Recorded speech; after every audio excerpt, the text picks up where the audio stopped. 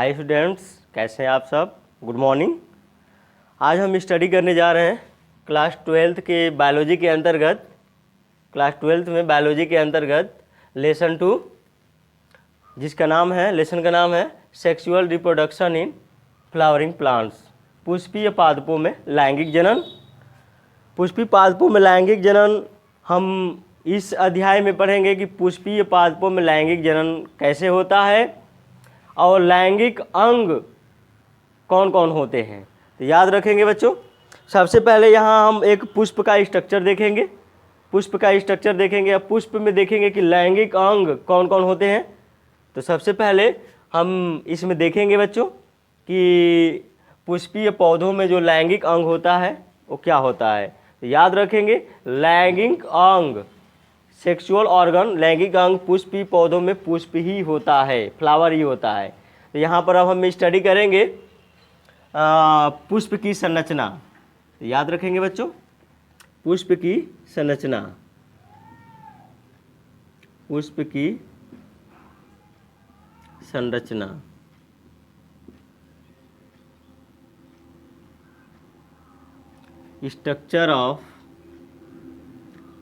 Structure of flower. यहाँ पुष्प की संरचना हम देखेंगे। आप लोग भी इसको ध्यानपूर्वक देखेंगे, पढ़ेंगे, क्योंकि पुष्प की संरचना आपको मतलब अच्छी तरह से समझ में आनी चाहिए, क्योंकि पुष्प की संरचना पर ही ये पूरा अध्याय क्या है, आधारित है। और पुष्प में लैंगिक अंग पुष्प होता है तो उसको लैंगिक अंग को भी देखेंगे। तो पुष्प की संरचना में हम एक पुष्प का डायग्राम खींच रहे हैं, आप लोग देखेंगे।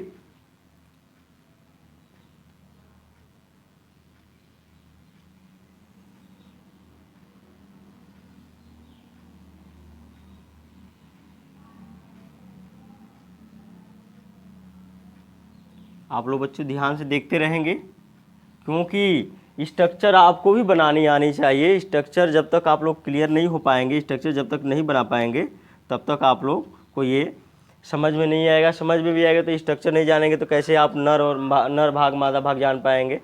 तो याद रखेंगे, स्ट्रक्चर आपको भी बनाना आना चाहिए। इसके बाद हम आगे डायग्राम खींच रहे हैं, ध्यान से देखते रहेंगे आप लोग।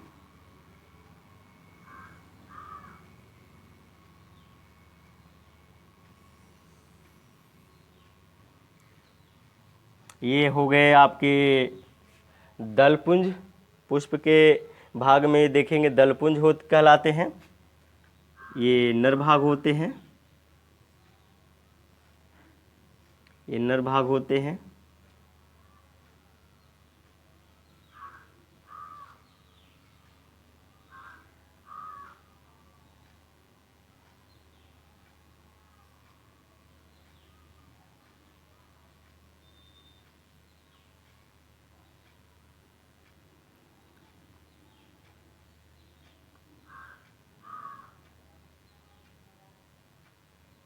आप डायग्राम को बहुत ध्यान से केयरफुली बनाएंगे।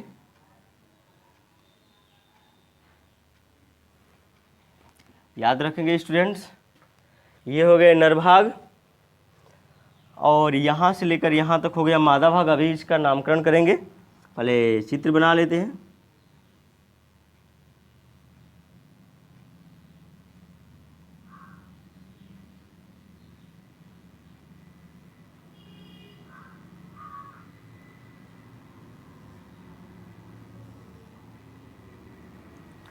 ये हो गया पुष्प का स्ट्रक्चर।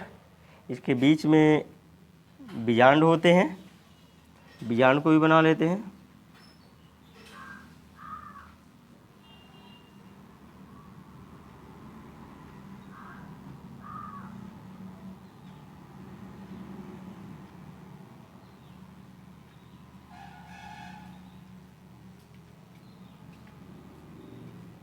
बीजांड होते हैं।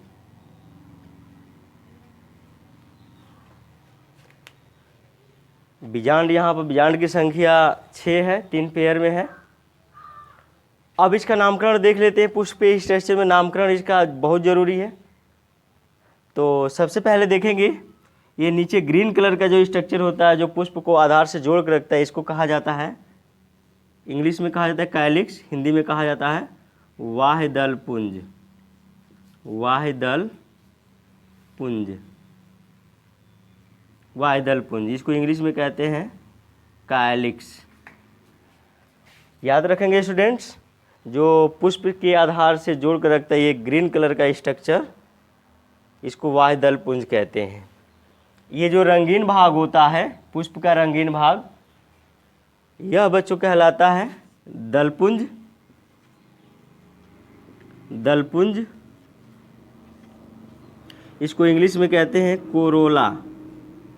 कोरोला। तो ये हो गया वाह्यदल पुंज, ये हो गया दलपुंज।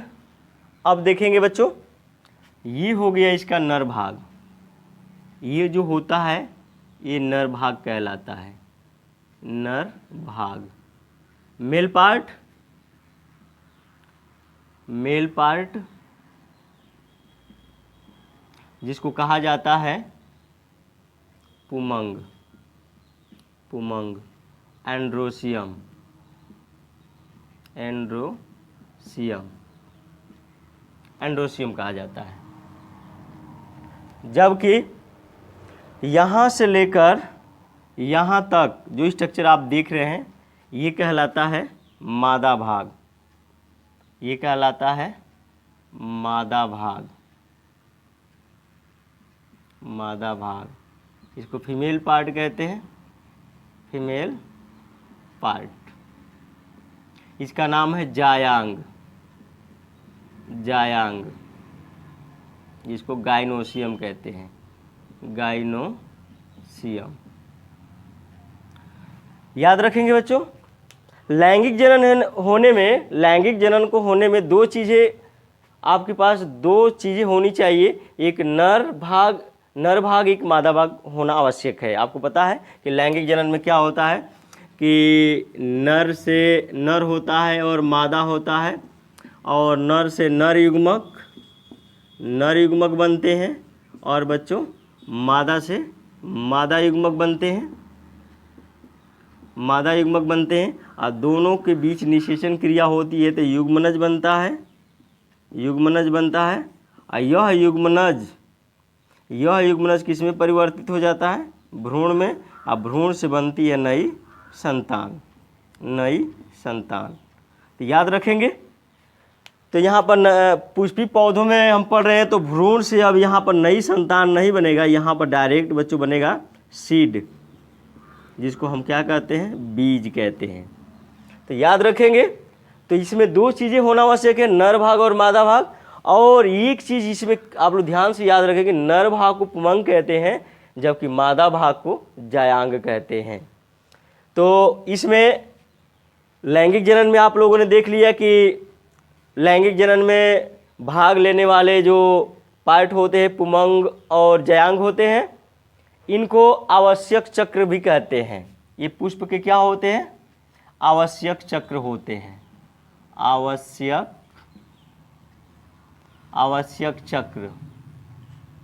आवश्यक चक्र होते हैं। और क्योंकि ये लैंगिक जनन में भाग लेते हैं, और ये जो होते हैं दलपुंज और वाह्यदल पुंज, ये दोनों जो होते हैं बच्चों, ये होते हैं, ये सहायक चक्र होते हैं, सहायक चक्र। तो यहाँ पर आप देखेंगे कि पुष्प को दो चक्र में बांटा गया, एक सहायक चक्र, एक आवश्यक चक्र। और दोनों बातों को ध्यान में देंगे कि सहायक चक्र पुष्प की सहायता करते हैं, और आवश्यक चक्र लैंगिक जनन में भाग लेते हैं। तो याद रखेंगे बच्चों, ये पुष्प की संरचना रही।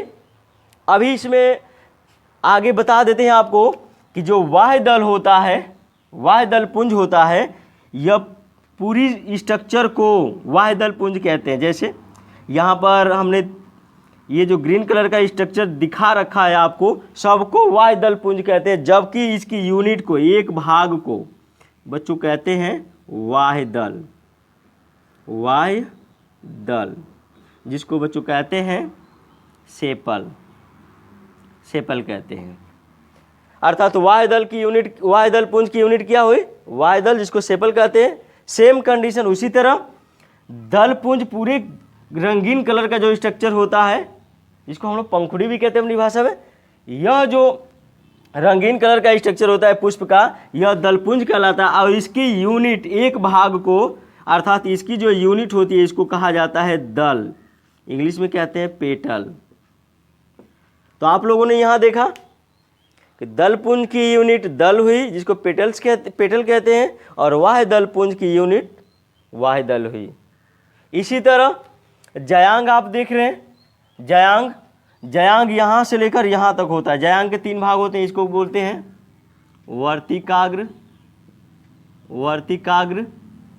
जिसको स्टिग्मा कहते हैं, स्टिग्मा।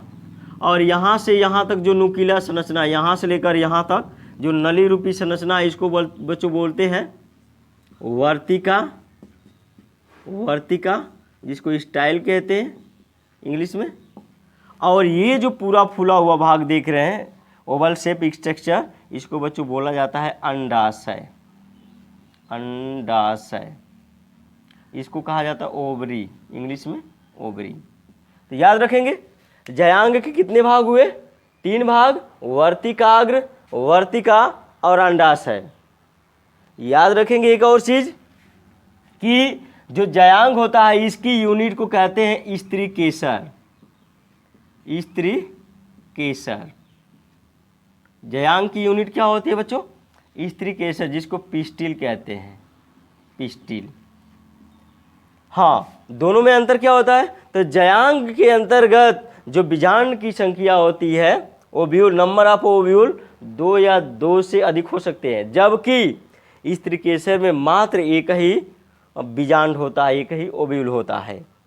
इस कारण उसे स्त्री केसर कहते हैं। यूनिट होती है क्योंकि एक उसमें बीजांड होता है। इसी तरह आप पुमंग देख रहे हैं, नर भाग होता है पुमंग ग्रुप को, पूरे ग्रुप को, नर भाग के पूरे ग्रुप को क्या कहते हैं? पुमंग कहते हैं। इसकी यूनिट को, पुमंग की यूनिट को बच्चों कहते हैं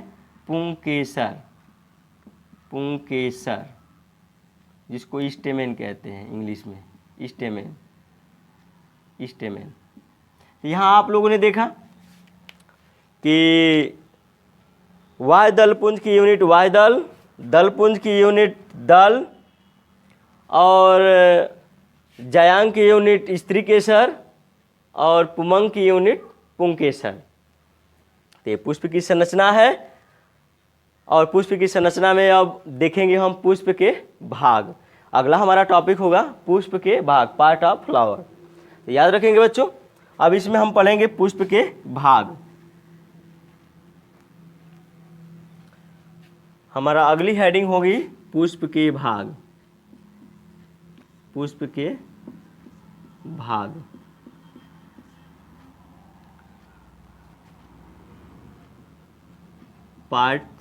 पार्ट्स ऑफ फ्लावर।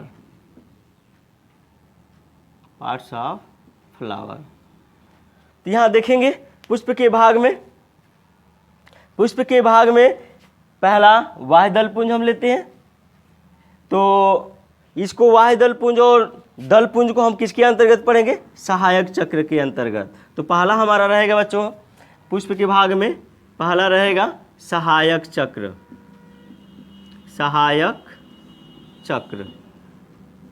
सहायक चक्र में वे, इसमें क्या हम पढ़ सकते हैं, क्या लिख सकते हैं? लिखेंगे कि पुष्प के वे भाग जो पुष्प के लैंगिक जनन में भाग नहीं लेते हैं, बल्कि लैंगिक जनन में उसकी पुष्प की मदद करते हैं। तो पुष्प के वे भाग जो पुष्प की लैंगिक जनन में क्या करते हैं? मदद करते हैं, वे सहायक चक्र कहलाते हैं। जैसे वाह्य दलपुंज,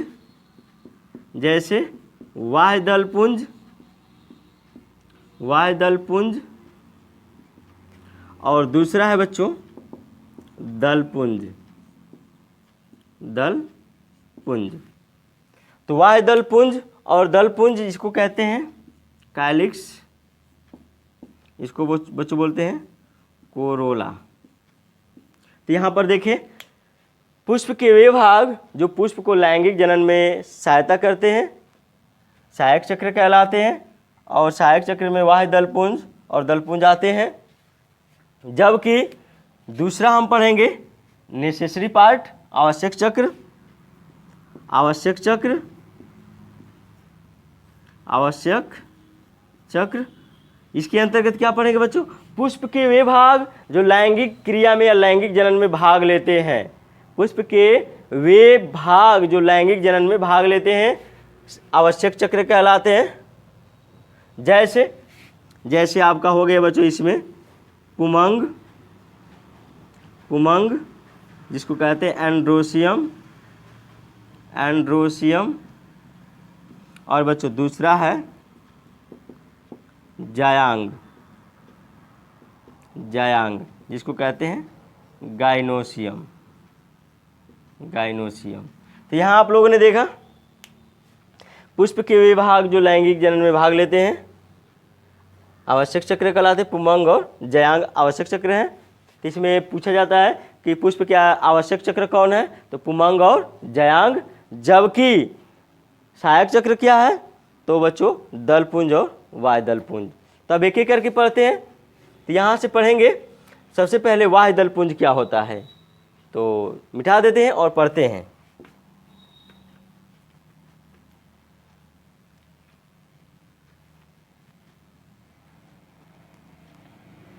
यहाँ पढ़ेंगे सहायक चक्र में,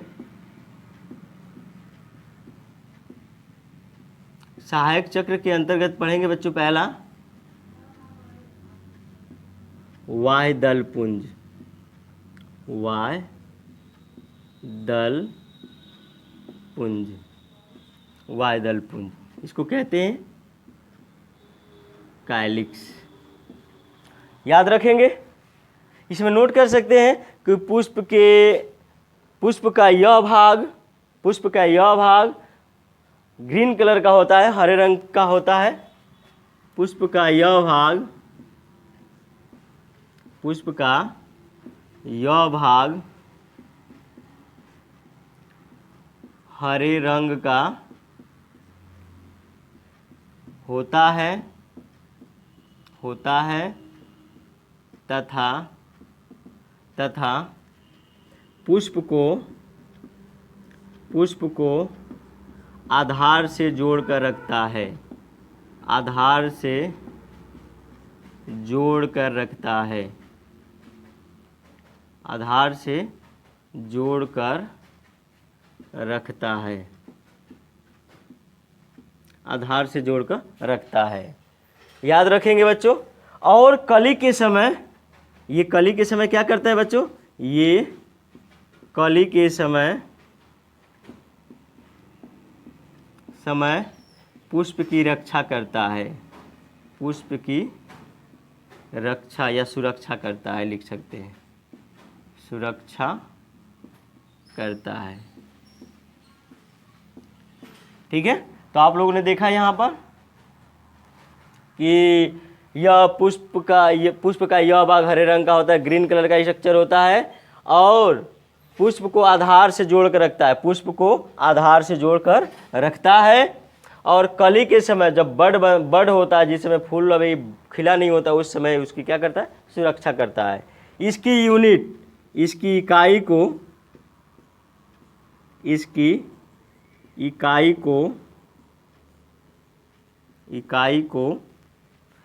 को क्या कहते हैं स्टूडेंट्स? वाह्य दल कहते हैं, वाह्य दल, जिसको इंग्लिश में कहते हैं सेपल, सेपल कहते हैं। तो जाहिर सी बात है आप लोगों को समझ में आया होगा कि इसकी एक भाग को, इसकी यूनिट को वाह्य दल कहते हैं, जबकि पूरे ग्रुप को क्या कहते हैं? वाह्य दलपुंज कहते हैं। तो वाह्य दलपुंज के बारे में आप लोगों ने देखा। अब पढ़ेंगे किसके बारे में बच्चों? दलपुंज के बारे में, जो सहायक चक्र का दूसरा भाग है। तो इसके अंतर्गत पढ़ेंगे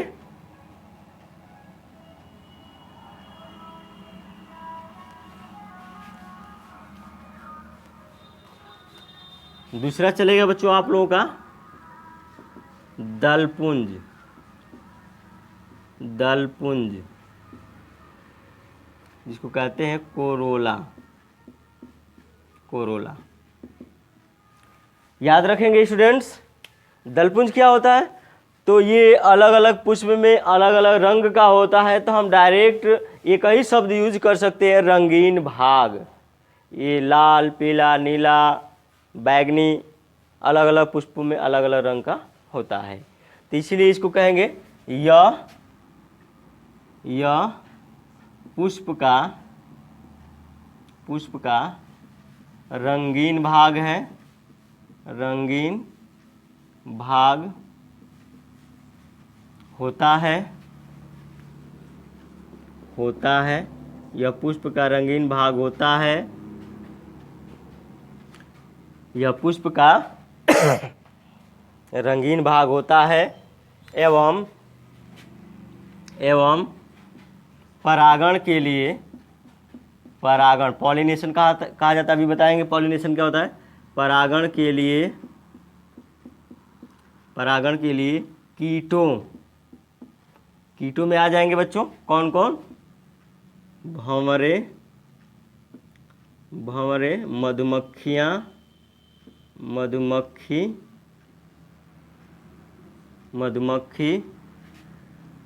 भंवरे, मधुमक्खी व तितली, भंवरे, मधुमक्खी व तितली, जब हम परागण के लिए कीटों को आकर्षित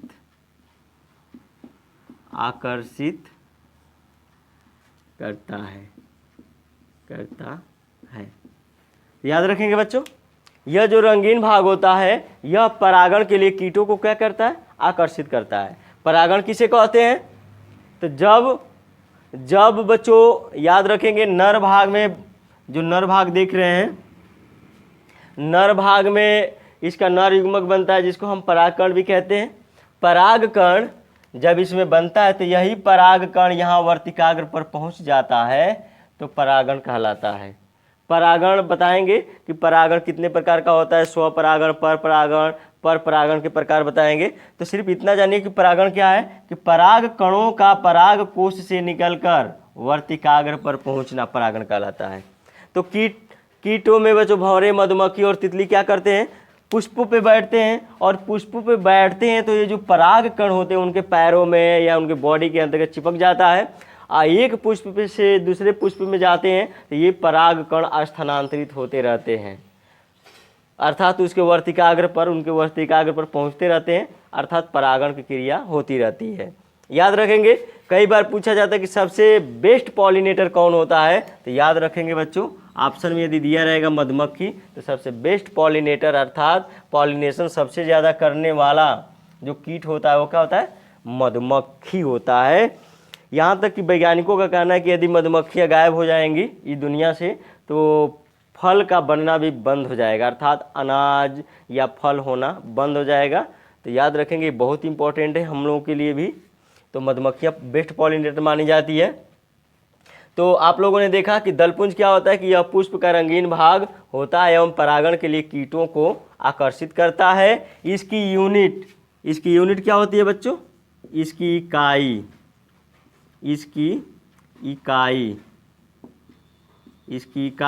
क्या कहलाती है, दल कहलाती है। इसकी इकाई दल, जिसको कहते हैं पेटल कहलाती है, अर्थात एक भाग को क्या कहते हैं, पेटल कहते हैं। तो आप लोगों ने देखा दलपुंज के बारे में, तो इसके सहायक चक्र को आप लोगों ने देख लिया। अब देखते हैं आवश्यक चक्र के बारे में, कि पुष्प के आवश्यक चक्र क्या होते हैं। याद रखेंगे स्टूडेंट्स, पुष्प के आवश्यक चक्र हैं पुमंग और जयांग। तो यहाँ अब उसके बारे में स्टडी करेंगे।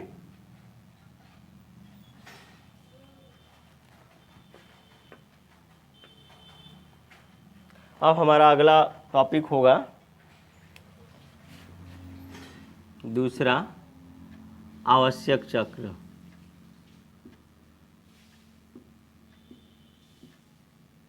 आवश्यक चक्र, नेसेसरी पार्ट या नेसेसरी साइकिल।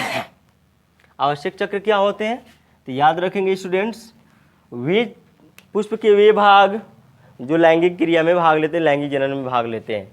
तो उसमें आप लोग जानते हैं, लिख सकते हैं, पुष्प के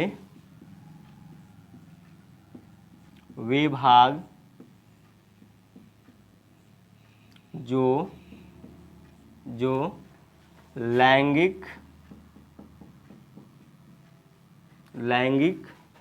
क्रिया में भाग लेते हैं या लैंगिक जनन में भाग लेते हैं, लैंगिक क्रिया में भाग लेते हैं, आवश्यक चक्र कहलाते हैं, आवश्यक चक्र कहलाते हैं। जैसे इसका एग्जाम्पल देख लेते हैं, कौन कौन आएंगे। जैसे पुमंग व जायांग। पुमंग और जायांग क्या है बच्चों, आवश्यक चक्र हैं। ये नर भाग होता है, ये मादा भाग होता है। ठीक है, अब यहाँ क्या करेंगे कि पुमंग और जायांग के बारे में विस्तार से पढ़ेंगे। तो पहला हमारा हेडिंग रहेगा बच्चों पुमंग। आवश्यक चक्र में पहली हेडिंग पुमंग।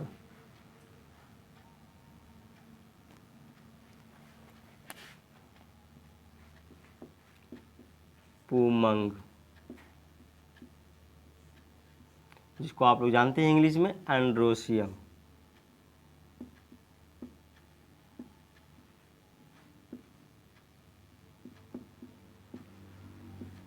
एंड्रोसियम याद रखेंगे स्टूडेंट्स, ये आपको पता है कि यह नर भाग होता है और नर भाग में नर युग्मकों का निर्माण होना तय है। तो इसमें नर भाग में नर युग्मक बनेंगे तो लिख सकते हैं कि यह पुष्प का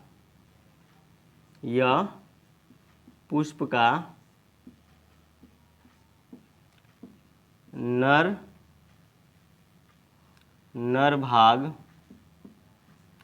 भाग होता है।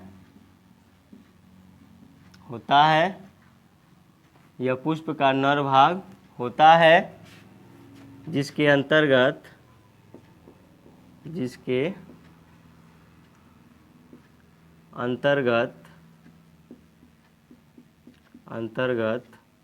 नर युग्मक का निर्माण होता है। जिसके अंतर्गत किसका निर्माण होता है बच्चों, नर युग्मक का निर्माण होता है।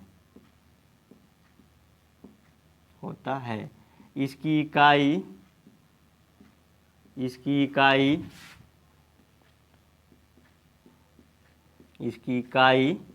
पुंकेसर कहलाती है। पुंकेसर कहलाती है। इसकी इकाई पुंकेसर कहलाता है। ठीक है बच्चों, इसकी इकाई को क्या कहते हैं, पुंकेसर। तो अब आप लोगों ने देखा कि जो पुमंग होता है वह पुष्प का नर भाग होता है, मेल पार्ट होता है, जिसके अंतर्गत नर युग्मक अर्थात पराग कण का निर्माण होता है। इसकी इकाई पुंकेसर कहलाता है। अब पुंकेसर का यहाँ पर देखेंगे स्ट्रक्चर, तो हमारा अगला टॉपिक होगा पुमंग के अंतर्गत पुंकेसर। तो यहाँ पर रखेंगे बच्चों, देखेंगे पुंकेसर।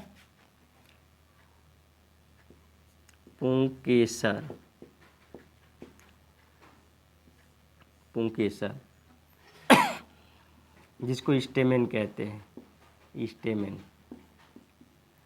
ठीक है बच्चों, याद रखेंगे जितने भी मेल पार्ट देख रहे हैं इसमें एक भाग को पुंकेसर कहते हैं। एक भाग को यहाँ से हम क्या करते हैं, इधर ला लेते हैं और इसको यहाँ डायग्राम खींचते हैं। देखेंगे जरा,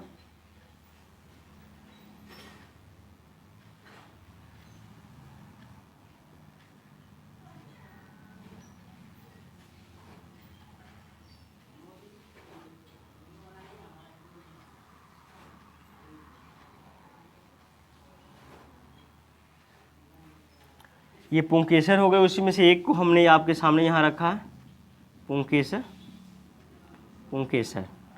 पुंकेसर के बच्चे दो भाग होते हैं। यहाँ पर देखेंगे यहाँ से लेकर यहाँ तक का स्ट्रक्चर कहलाता है पुतंतु,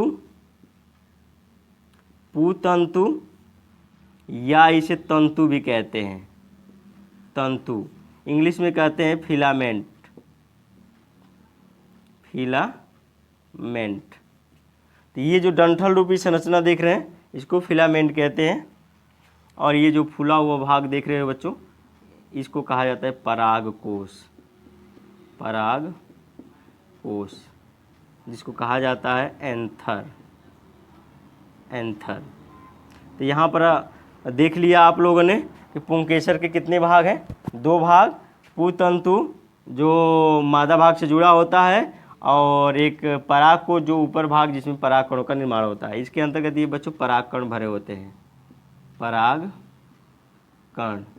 परागकण भरे होते हैं इसके अंतर्गत, जिसको पॉलन ग्रेन्स कहते हैं, जिसको पॉलन ग्रेन कहते हैं, पॉलन ग्रेन। ठीक है बच्चों, तो आप लोगों ने देखा पुंकेसर का स्ट्रक्चर कि पुंकेसर के अंतर्गत 2 भाग होते हैं, पुतंतु और ये हो गए परागकोश। अब परागकोश में क्या होते हैं बच्चों, परागकण होते हैं। अब देखेंगे इसके अंतर्गत कि परागकोश में परागकण कैसे अरेंजमेंट होता है उनका। ठीक है बच्चों, तो इसको हम मिटा देते हैं और देखते हैं डिटेल से कि परागकोश में परागकण कैसे व्यवस्थित होते हैं।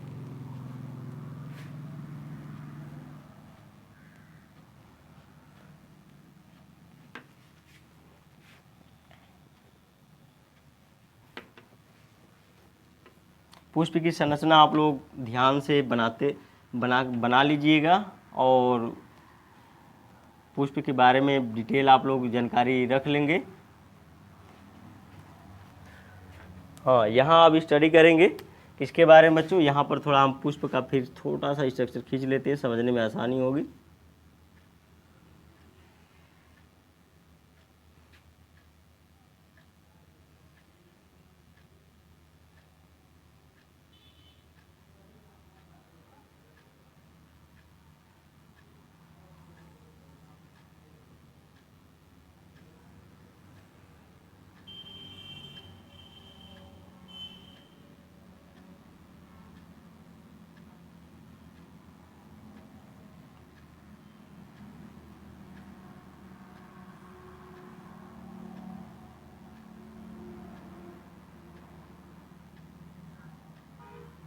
तो यहाँ पर हम पढ़ रहे हैं किसके बारे में बच्चों, ये नर भाग है पुमंग,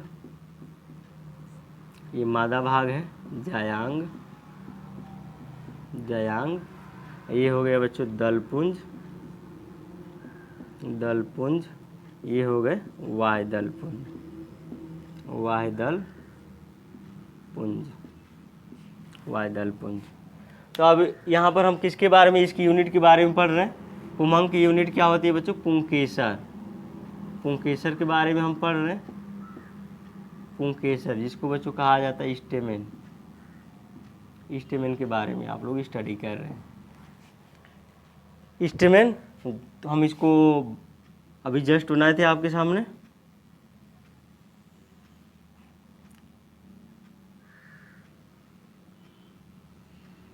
स्टेमेन होता है, ये हो गए फिलामेंट, फिलामेंट, ये हो गए बच्चों एंथर, परागकोश। अब यहाँ पर देखेंगे कि परागकोश में परागकण का निर्माण या कैसे व्यवस्थित होता है। तो हम इसको क्या करेंगे, यहाँ से बच्चों इसको काटेंगे और फिर इसके अंदर देखेंगे कि कैसे परागकण व्यवस्थित होते हैं। तो यहाँ पर बच्चों परागकोश को हम काट कर देखेंगे, तो देख लेते हैं ज़रा।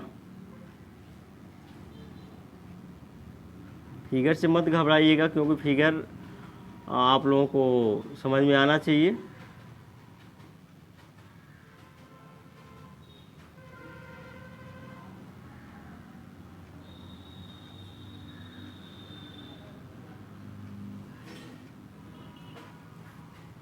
ये ऊपर का भाग हो गया, हम नीचे का भाग बना लेते हैं।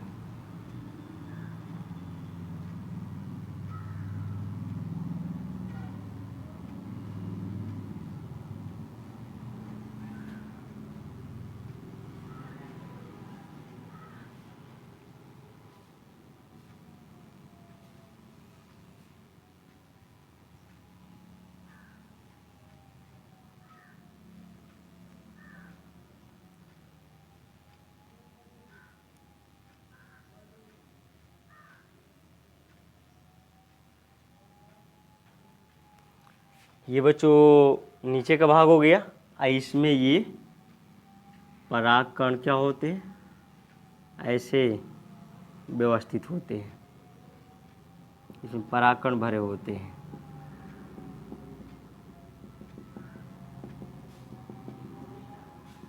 याद रखेंगे, ये कहलाता है